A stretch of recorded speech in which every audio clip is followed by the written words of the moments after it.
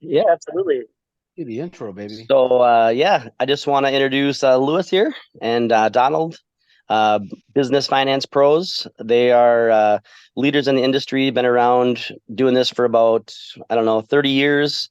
I'm going through the process, Eric and our business partners. We have John on here, actually wrote a book about business credit. So it's nice to have you on and have you be a part of this. We've also got Chase and Fleetwood as well as Rich. So, yeah, Lewis, if you want to just kind of take it away and kind of let everybody know what we've got going. Sure, sure, absolutely. So, Business Finance Pro is developed for creating business credit with just the EIN of the business, unassociated to your personal credit. I would say maybe 98% of all business owners don't realize that you can create a business credit profile just with the EIN of a business, not necessarily requiring your social. Uh, Social is basically a tax identification number, and so is an EIN. And there are banks and there are lending institutions that focus primarily on providing or extending credit to an EIN. Now, obviously, that does require, a substantial amount of credibility on the business side, right? Because like there's no PG involved, no personal guarantor. There's a lot of credibility requirements that need to be had, and that's the process, for example, that Anton is going through and most of our clients. So we basically take clients through a six-step process. We provide them a portal, they log in, along with live consultation with a dedicated credit advisor that walks through a credit building process steps. Sorry, I thought I heard somebody want Yeah, to either have a question or yeah, something. yeah. um, and in essence, that's what we do. And the long and short of it is that it's about a 6 to 8 month process. But we basically take a business with either zero credit profile, and that's normally what we see because most people just build out a business credit profile on the backs of their personal credit. So most of the time, that's all reporting to their personal credit. So when we see a business and we start building out their credit profile, we notice there's really not much there. So we build it out. We make sure you're meeting bank credibility requirements. From there, we go on updating all this information across 100 different platforms. From then on, we start creating actual trade lines that's just being extended to the EIN of the business. And then on and on, all the way up through to revolving trade lines, including Visa, MasterCard, American Express, all under just the EIN of the business. So it's a great way not only to access additional capital, but most importantly, it basically separate the two things, right? Your personal assets from your business assets. Um, the last thing you want, like we saw during the pandemic, where not only did a lot of businesses go under just because of the situation, but their personal credit went along with it, right? So it made it even that much more tougher to restart, right? Because now you don't even have the personal credit to lean on to try to extend credit, try to gain capital so you can grow. So it's been incredibly successful. It's a great program. Again, unassociated with your social. A lot of business owners like that. Awesome. Can you maybe talk about just a few of the different things that you usually see within Duns and Bradstreet that people don't even realize that's, not set up and things that they should do, to have in there to make sure that you are credible, lendable and that the things you need to do to get to that point? Sure, absolutely. And guys, just to be clear, like Anton said before, we've been in this game for over 30 years in one regard or another. I've been in the finance and credit space since 1993, so a little bit over 30 years, and I've been around the block a few times. So we have a very good grasp of everything concerning finances and business credit in general and how it basically works. So with that said, when you're applying or trying to get credit for your business, well, you need to show yourself as a credible business, which means all the basics. You need to have a functioning website, You need to have a business address, business phone line, an email that's not a Yahoo or a Gmail account. I mean, these are just basic credibility requirements that lenders are looking at just to make sure that you're a credible business. Now, mind you, another thing is that a lot of these initial credit cards that you start getting, it's all stated income. You don't have to prove financials at this point or anything like that. Down the road, yes, when you're looking for credit extensions, increase in higher limits, that can be required. But initially, no docs, no income verification, just like any kind of credit card. As long as you're meeting these credibility requirements, there's a lot of vendors out there that will extend credit for your business.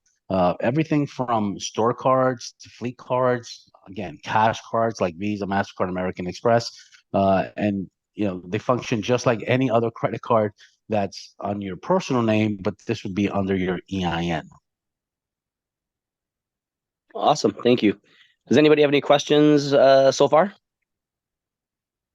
I would just like to add that even more and more now, even when you're going for regular loans, advances or anything like that, a lot of companies, even SBAs now, are starting to look at business credit as part of the qualification process. So it's going to be more and more prevalent and much more needed moving forward for many different aspects in financing. Yeah, we've seen it, and as a matter of fact, you can even Google it. When it comes to even the Federal Trade Commission, they've actually even put notices out there where they're looking more heavily and scrutinizing how business credit is actually reported by Duns and Bradstreet, Experian Business, Equifax, and they're getting involved because they're basically saying, look, we want to make sure this is the lifeblood of small businesses, and small businesses, the lifeblood of the U.S. economy. So they're looking to streamline a lot of the reporting stuff, and you could see that. And again, a lot of, as a matter of fact, I'll be more than happy to share these links with you once we're all done. And now we're also seeing, because we're also in the lending space, so we're also seeing a lot of these lenders that were considered alternative financing source before. So in other words, not your Chase, not your Bank of America, but right now what runs about $25 billion a year industry is your alternative finance space for small businesses. And even those companies are now starting to not only look at business credit, but also report to business credit, which is a big plus because especially in our field, that's what we want our clients to get involved in, right? We want to build out their business credit and continuously, look at loans or offers that are given to the business credit and absolving that personal liability.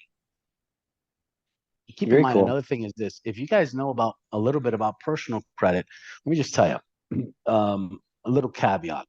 So, in personal credit, which is governed by the Fair Credit Reporting Act, there are a lot of limitations on there.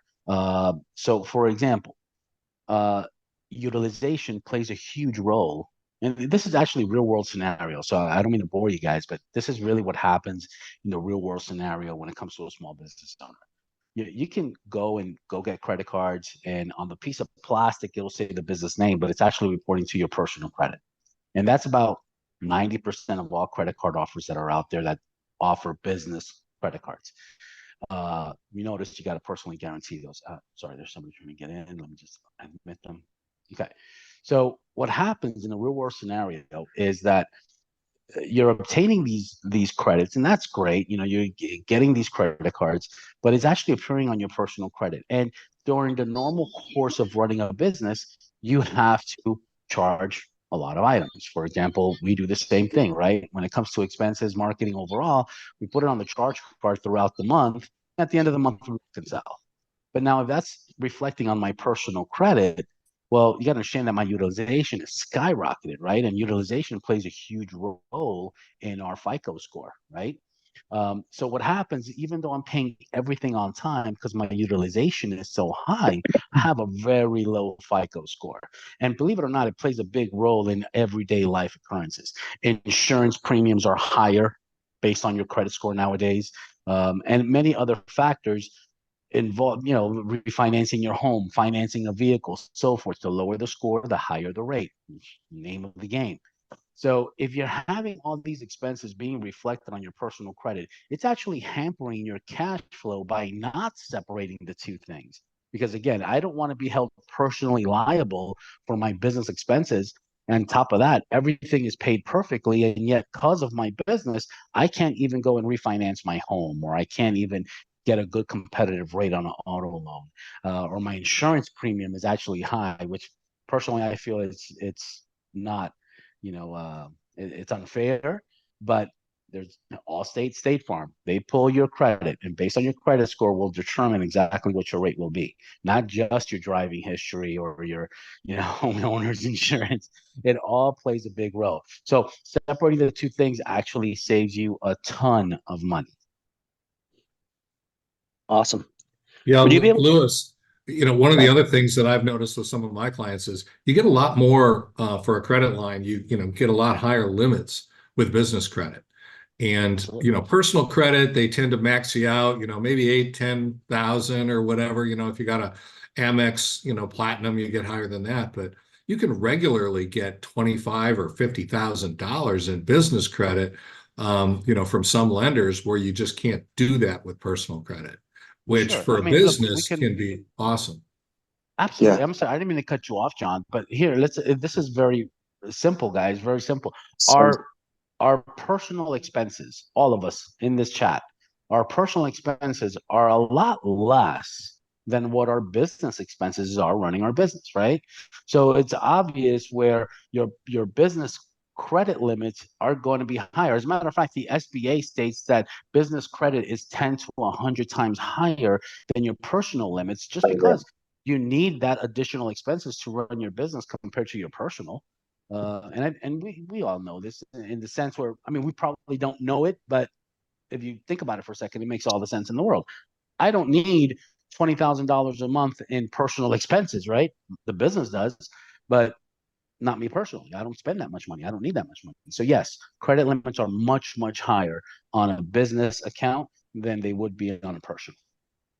in And addition to that's that, those factors don't hamper your credit score with business credit. exactly. Correct, You know, because you've been able to the maintain trade lines everything in the world separated. does not play a factor. So you can continuously opening up more trade lines to access more capital. Yep. Absolutely. Lewis, So, there's can you maybe log into your back office while you're talking and just kind of show them the portal, if you have that there, sure. Give me one a little bit second. about that and how that looks. I gave you the host access to. Yeah, I have that. Let me just go ahead and log in, guys. And Hey, Josh, how's it going, man? Hey, how's it going? Good, good. I'm recording this too, so I can send you the full recording. okay, Awesome. can you Yeah, give me a I was in a host? meeting. Sorry about that. It's okay. No problem. Hey, Josh. Hey, can you give me a host again? Oh yeah. They close. There you go. So, what do we actually do, with a client when a client actually enrolls?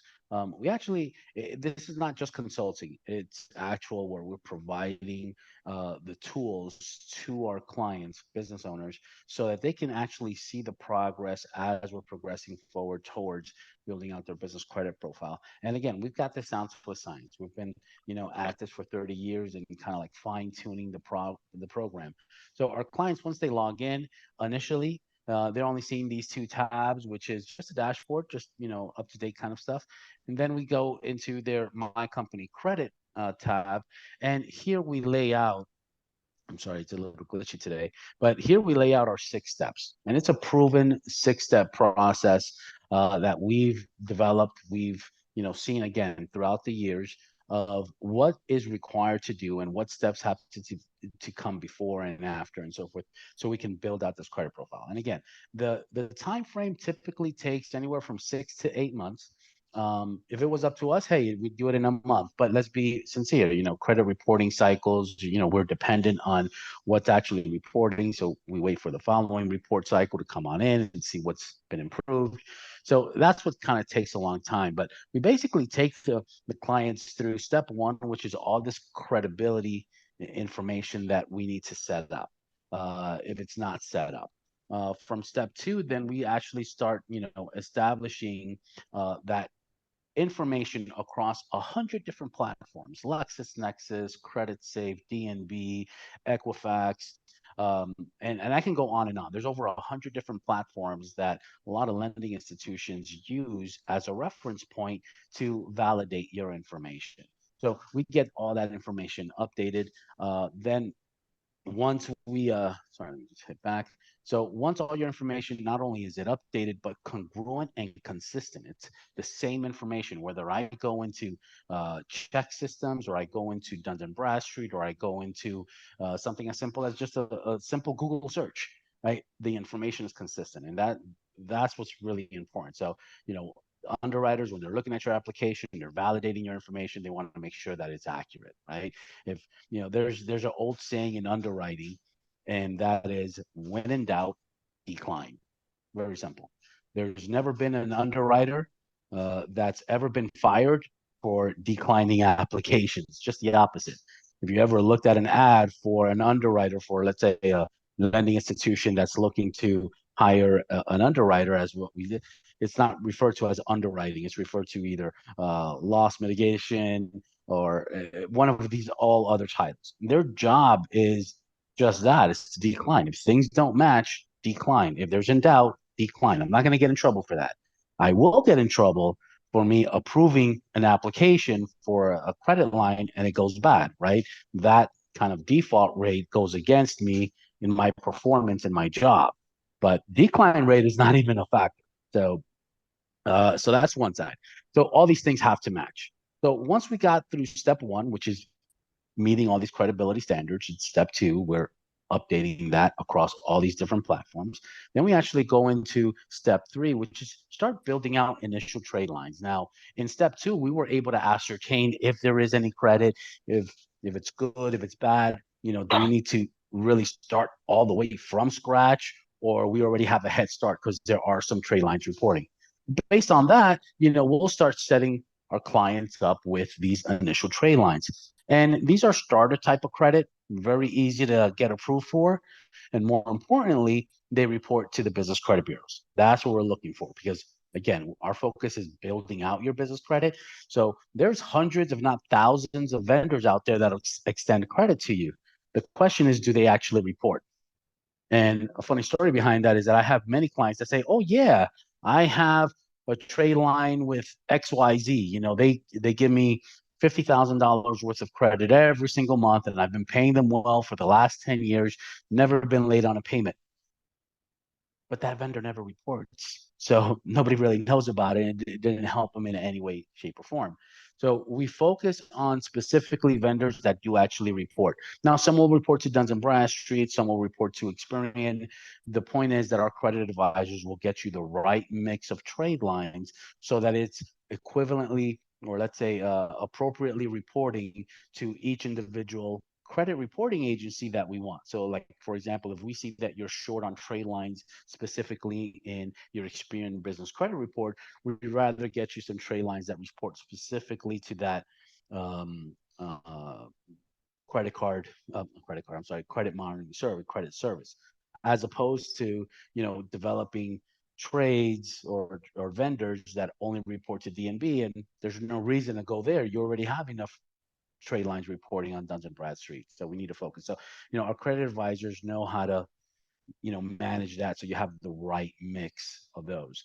From there, then we just move on to step four, which is just now moving on to store credit cards, which is Dell, JCPenney, Home Depot, Lowe's.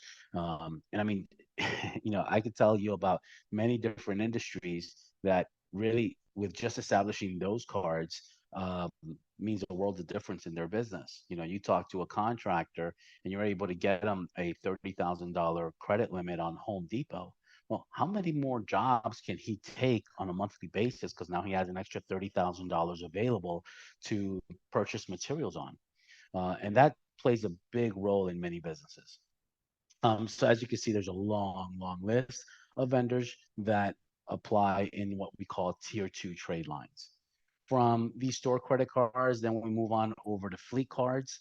And fleet cards plays a big role, obviously, in the trucking and logistics business. You know, how many trailers do you have? How many trucks can you have on the road that you can financially support being out on the road, right? Whether it be for just obviously fuel or whether it be for maintenance. So the difference between a gas card and a fleet card is that fleet cards covers also repairs. Um, so, again, many truckers have come to us. They're like, yeah, my truck has been down. I have, a $15,000 maintenance job that I got to pay for before they can release my truck and I can get back on the road. Well, if they had the credit to support, that bill and that repair, they can get that truck back out on the road. And anybody in the trucking business knows the wheels need to be spinning so that your pockets can keep filling.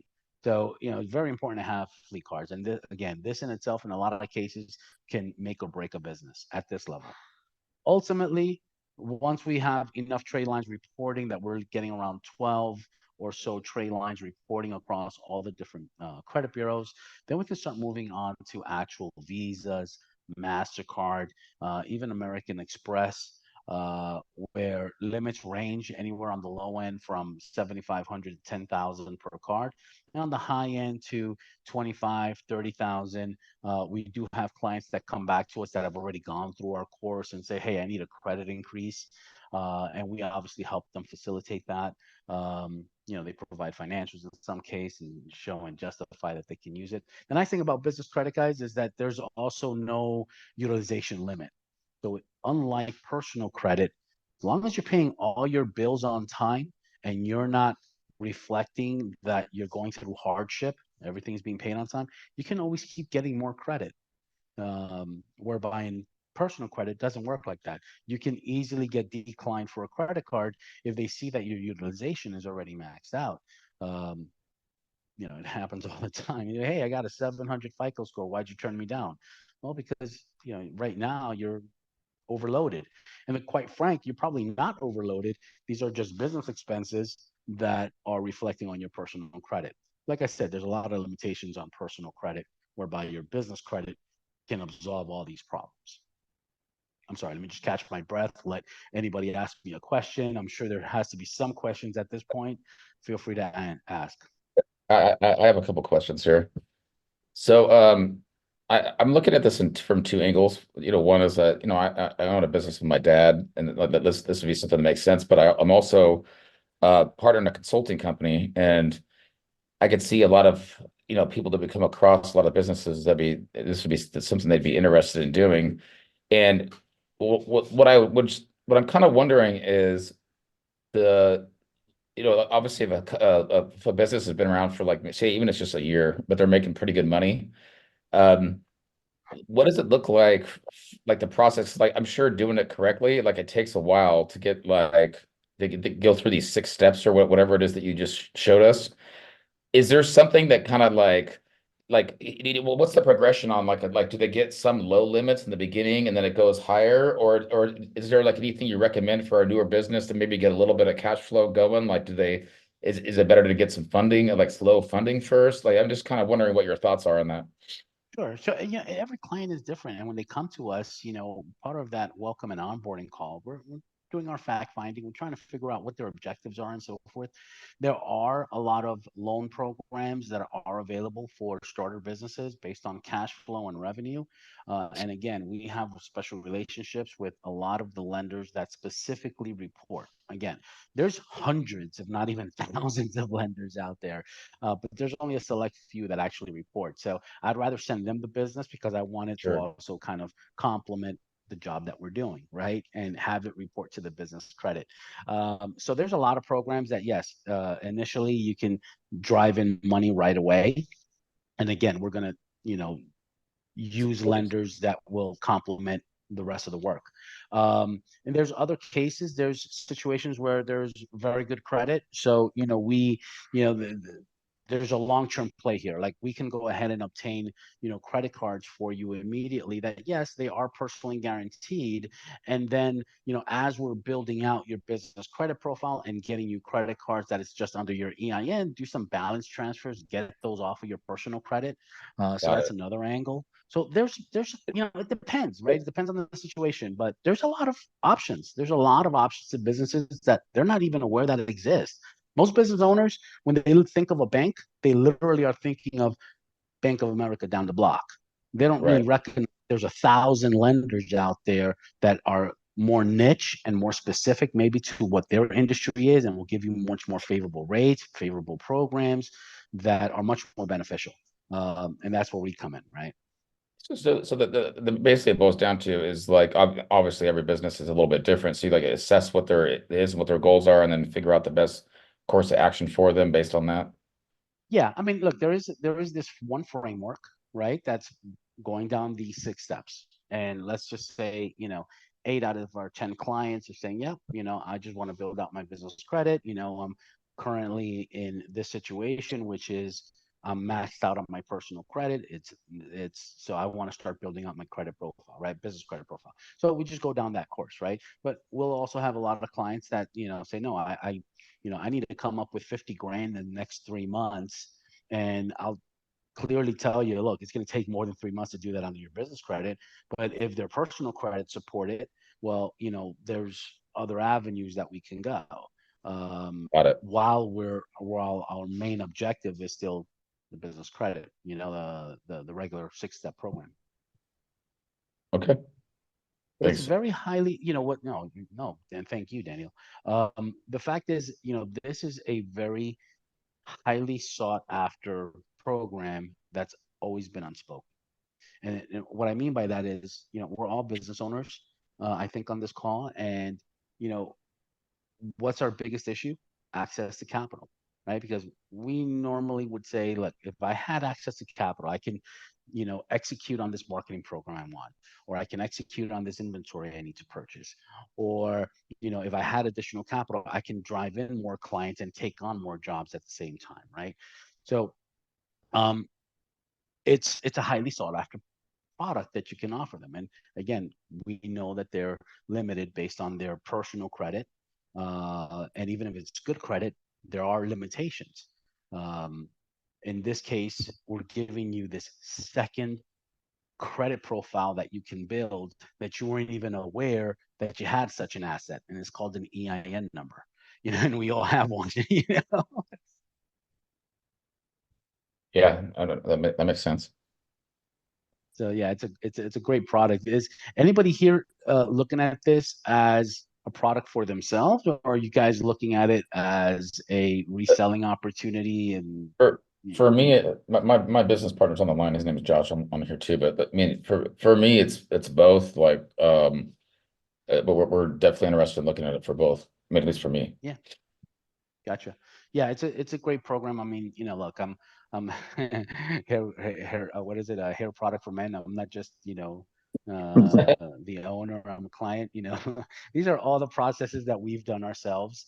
My wife also has a small business and very limited capital. It's just a little boutique store. But we did the same thing. We just built out our credit. And what made her sleep easy at night wasn't needing to have 100 or 150 grand. It's not that level of a business. But she said, look, I'll sleep easy at night if I had access to $50,000 that, you know, something happens, I get a hiccup in my business, or an opportunity arises, I have a way to access it, right? And lo and behold, and yeah, 6-month process. Why? Because she's right next to me. So pretty much we were always on top of it. And she has her credit cards in her hands, and she utilizes it as she needs it, obviously responsible. She wants to continue accessing it. So, um, uh, but when the opportunity arises, she has the capital. Now she doesn't generate $50,000, a month in revenue, but she has access to it, which is what lets her sleep easy at night. Other than her husband, working hard himself. So, Another beautiful thing about this program is basically everyone qualifies. I mean, the only thing that a business owner needs to qualify is an active EIN number. So the revenue Oh, doesn't play any factor, the time in business, their personal credit. So there's not many other programs out there where you can be a defaulted merchant, still have access to this. Horrible credit, a startup. There's works for everybody. yeah. The only conditions really is that you got to either be a corporation or an LLC, sole props, won't work. Yeah. It's obviously defeats the purpose, right? As a sole prop, you're using everything under your social, so it's Yeah. obviously not working. But other than that, that's your only qualification. Anybody else out there with a question? Hey, Lewis, I'll ask one, and I'm sure it was answered before I got on the call, so I apologize for that. No, But please. I just want to hit on it again. There's no ties to personal credit at all, right? It doesn't report to your personal credit. What happens in the scenario where someone goes through this process and they get approved for 50 grand and they end up using money they can't pay back on the business? Right. Do Well, you that's just what bankrupt? Do you bankrupt the business and nothing I mean. what's the scenario there?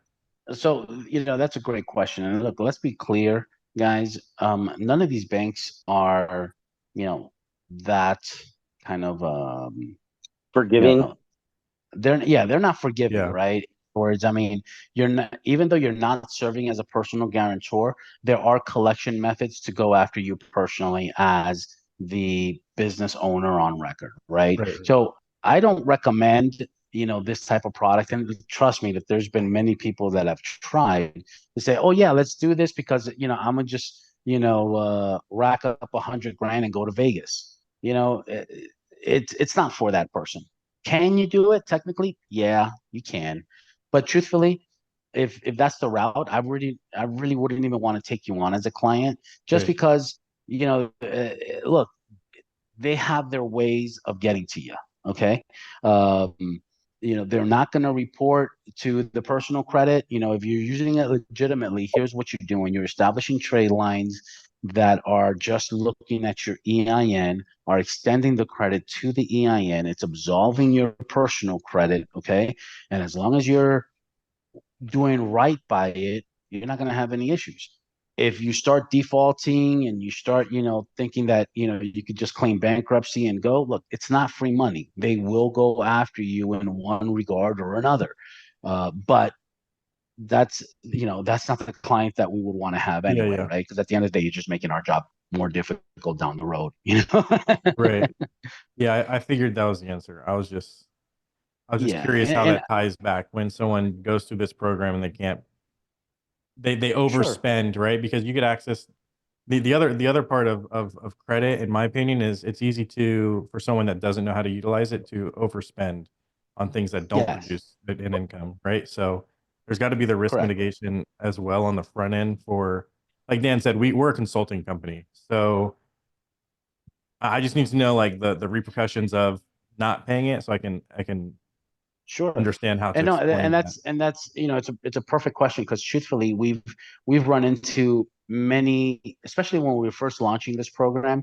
We would grab the attention of a wantrepreneur, if just to call it what it is, right? Right, right. A wantrepreneur. We all know them.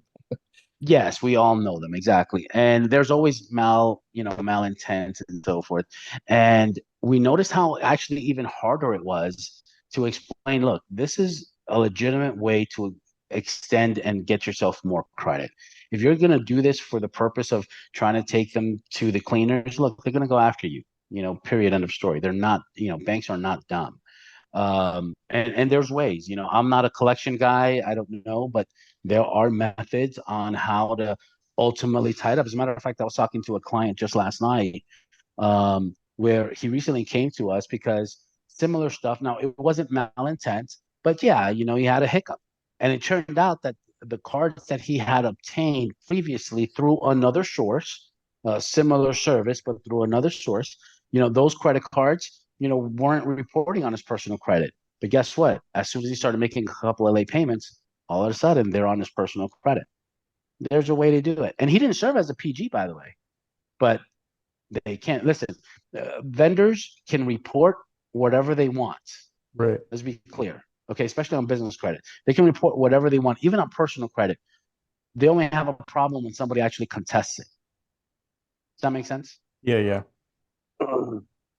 This is beneficial also as far as the inquiries go. If you do use the EIN without the social, it doesn't show up as a personal inquiry, correct? No. No, Yep. you never provided their social in the first place, right? You only provided the EIN. And keep in mind, the reason why there's such big differences is because business credit is actually public information, right? Anybody with $4.50 can go buy a Dun and Bradstreet report, Experian business report on XYZ companies, on John's company, on Chase's company.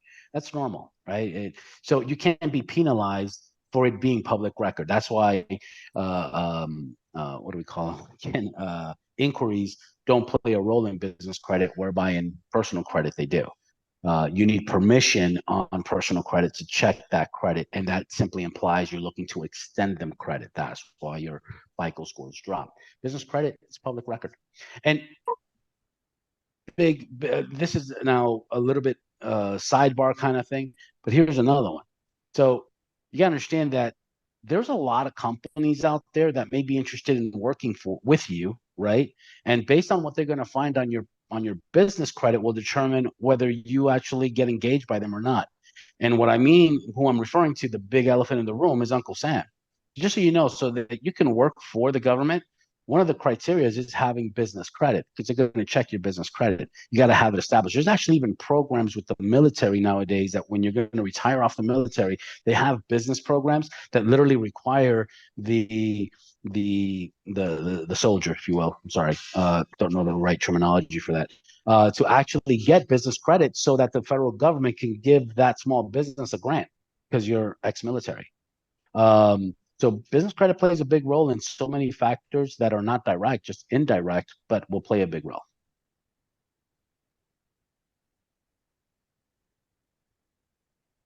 Great. Did anybody else have any questions at all? Yeah. So Louis, how do we work with you? Well, let's get working. Very simple. Yeah. I mean, there's an affiliate program. Anton, if you like, I'll forward them, or you can forward them their, affiliate link, so they can just register, and then automatically we'll get them out a link that's tied to them. It's trackable for 60 days, guys, where whoever you share that link with, if they sign up, you'll actually see it on your dashboard. You have the dashboard, you can see all your activities, all your clients, all your visits, all that fun stuff. And I'm sure that Anton probably has some other, ideas on how to get you even more involved. I mean, Anton, you'll go through those details, but the basics of just having, an affiliate link, it's your dedicated link that you can track all your sales, all your commissions, all that fun stuff. That's easy. We could just send you the link to become an affiliate. Yep. I'll send you guys the links here after the call. Sounds good. And I will tell you on the affiliate link, once you fill it out, guys, you got to upload the voided check, because when there's a commission due, you want to get paid. But as soon as you complete the online form, in like 2 minutes, you're going to get the actual affiliate agreement for you to e-sign. Okay. And then once that's signed, I would say within an hour, you guys have your actual affiliate agreement and access to your affiliate dashboard, and you could share that across your entire network. And again, it's good for 60 days. By the way, that affiliate link, when anybody visits that, downloads a free ebook or anything like that, that comes with your affiliate link, they go into a nurture and cultivation campaign so that your clients or your potential clients are being educated, to understand the importance of business credit, because they might not be ready today to buy, but they'll be ready to buy down the road, right? And they just need that, information to understand, look, we're the authority. We do understand about business credit, and we'll cultivate that and nurture that relationship until they are ready to buy. Great. Louis, do you guys Thanks, have like a guarantee on it? Well, Or what does that look like? The truth It's- is, look, there is it's no an upfront. guarantee. I'm sorry, go ahead. Yeah. No, it's quite okay. So yeah, there's an upfront fee. Yes, of course, to gain access to the portal. And but let me just explain something about a guarantee. And it's not that we're concerned about a guarantee. That's fine. That part is easy. The problem is that in business credit, this is not in business credit. This could be in many different types of programs. Let's be clear. There is an involvement of that business owner, especially in the very beginning. So what I mean by that is, if I engage you as a client and I see that, on our credibility, points, there's some things that you're missing. So I'm going to give you an assignment you have to basically do, right? Right. Whether, let's say, build out a website, right? I mean, give me a plain website. I don't care. You just need to have an online presence, right? Right. So let's say I give you that task. Now, I usually set up with my clients. I'm like, hey, so let's follow up next week, and you let me know, if it's done or when it's done, or send me the link and so forth. Let's say the business owner now gets tied up, as most business owners do, right? They're busy making money, right? This is a side hustle, if you will, or this is kind of like a side task. And let's say they disappear for 3 months, right? Now, there's not much I could do, right? I don't even want to go to step two and update their information because it's incomplete. No, yeah, And I understand. I understand exactly where you're going. yeah, so there's a problem. Now we're not at fault, right? Yeah, But yeah. that's the issue when it comes to a guarantee. But I can tell you on just step three, which is our initial trade lines. I mean, we usually get our clients anywhere from $15,000 to $20,000 just in initial, you know, starter type of net 30, net 60 accounts. Right.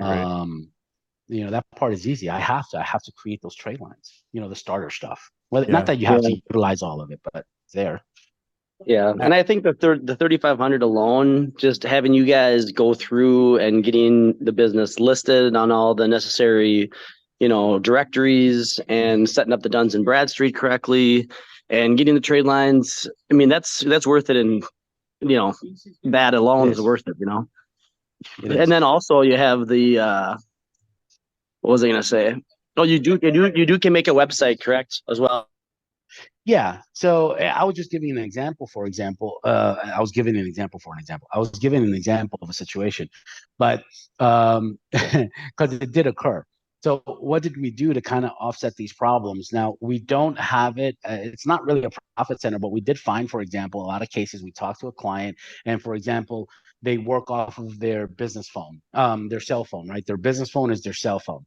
And if it's your cell phone, well, I can't register you on the National 411 database because it can recognize it's a cell phone. So they don't have they don't have a business line, and they work off of a Gmail account, right? Something as easy as that. And literally, it'll take them weeks to just get a regular, business email along with their website, or whatever, and a business phone line. So we said, hey, you know what? Let's just create these small little packages. I mean, look, we're IT guys. I mean, this is what we do, right? I mean, we have a team full of guys here. You could tell on the screen, we build these kind of platforms out. So we have a team that developed small little starter program, essentials program, and a platinum program for those basic necessities. Because we have a lot of companies that have, again, no credibility presence. They just basically registered a business with the Secretary of State. So we did these packages, and the reason why we did them is because literally I could give this to our team in 5 days. I have all the credibility requirements met. We have them an established website, business email, business line, virtual address, all that fun stuff. I don't have to chase down the client anymore. It's done. So we have that. So instead of having to give a client all this homework to do and get me all this stuff, look, just sign up with one of our programs and our team will just develop it for you and you're done. Move on. And we assess that, by the way, on our initial welcome call with a client. That first introductory call is basically that's what we're doing. We're fact finding. What do we have to work with? What do we don't have? And we see that there's some items there that we need to get. We send them an email. Look, here's a link. Check this stuff out. If any of these stuff you need, or by all means, just get it on your own. That's totally fine. Let's set up a call for next week. Let's make sure we have this so we can move on to step two. And Lewis, what are the costs of the various levels of the program? Yeah, I'm sorry. I don't have it. I don't have it on the screen, but if I'm correct, the starter program comes with a website, business email, hosting, domain, uh, lead forms, booking forms, calendar, all that stuff. And I think it's $397 set up, and then we charge them like $97 a month to maintain everything, the hosting, Mhm. all that fun stuff, right? Essentials plan is the same as starter, but now it includes a virtual address, includes a business phone line, and so forth. That's $595, and it's $167 a month. But you got everything now. You got your virtual address, you got your business phone line, you got everything. And then you got a platinum plan, which is everything in essentials plan, everything in starter, everything in essentials. And now this is about SEO marketing, a Google chat widget, and several other items. And I think that's like $697 and like $197 a month. That just helps you. That starts leading Yeah, into marketing as well. that's really reasonable. When I was researching my book, I looked at a lot of firms who do similar services, and they're a lot more expensive. Oh yeah, I mean, look, to build a website on the low end, a decent website, um, it's usually a couple grand at least, and you Mhm. still got to do the hosting and all that fun stuff. We kind of include everything in one, and the only reason why we kind of do it, again, as you could tell, based on those prices, it's not a profit center for us, but it is profitable for us. The fact that we don't have to waste time chasing down a client to get all these little bits and pieces just so we meet credibility requirements. I get this knocked out in 5 days, and I got now a true, legitimate, credible company. Yeah, absolutely.